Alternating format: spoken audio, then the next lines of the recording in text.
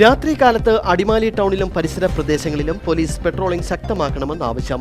അടിമാലിയുടെ സമീപ മേഖലകളിൽ മോഷണവും മോഷണ ശ്രമങ്ങളും ആവർത്തിക്കപ്പെടുന്ന സാഹചര്യത്തിലാണ് ആവശ്യമുയരുന്നത്.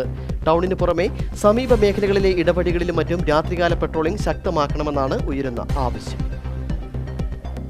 അടിമാലി ടൗണിന് സമീപം കാംകോ ജംഗ്ഷൻ ഭാഗത്തായിരുന്നു ഏതാനും ദിവസങ്ങൾക്ക് മുമ്പ് രാത്രികാലത്ത് മോഷണ ശ്രമം നടന്നത്. പ്രദേശവാസികൾ ഉണർന്നതോടെ വീടുകളിൽ കയറിയ അജ്ഞാതൻ ഓടി രക്ഷപ്പെട്ടു. മാസങ്ങൾക്ക് മുമ്പ് മച്ചിപ്ലാവ് മേഖലയിൽ മലഞ്ചരക്ക് കടയിൽ മോഷണമുണ്ടാവുകയും പിന്നീട് ഒരാൾ പിടിയിലാവുകയും ചെയ്തിരുന്നു. കൂമ്പൻപാറയിലെ വർക്ക്ഷോപ്പിൽ നിന്ന് കാറ് മോഷണം പോയതും ഓടയ്ക്കാസിറ്റി ഭാഗത്ത് വീട്ടിൽ മോഷണം നടന്നതും സമീപകാലത്തായിരുന്നു. അടിമാലിയുടെ സമീപ മേഖലകളിൽ മോഷണവും മോഷണ ശ്രമങ്ങളും ആവർത്തിക്കപ്പെടുന്ന സാഹചര്യത്തിലാണ് രാത്രികാലത്ത് പോലീസ് പട്രോളിംഗ് ശക്തമാക്കണമെന്ന ആവശ്യമുയർന്നിട്ടുള്ളത്. അതുകൊണ്ട് നമുക്ക് സമാധാനമായ ഒരു അന്തരീക്ഷം നിലനിർത്തുന്നതിന് വേണ്ടിയിട്ട് അടിമാലി ടൗണിൽ പോലീസിൻ്റെ പെട്രോളിംഗ് കാര്യക്ഷമമാക്കണം. അത്യാവശ്യം ലൈറ്റുള്ള സ്ഥലങ്ങളിൽ വഴിവിളക്കുകൾ ധാരാളം സ്ഥാപിക്കണം.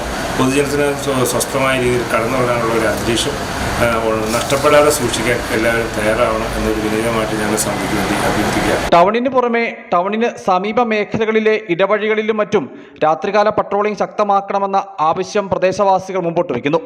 അടിമാലി ടൗണിലും 10-ാം മൈൽ ടൗണിലും നിരീക്ഷണ ക്യാമറകൾ സ്ഥാപിച്ചിട്ടുണ്ട്.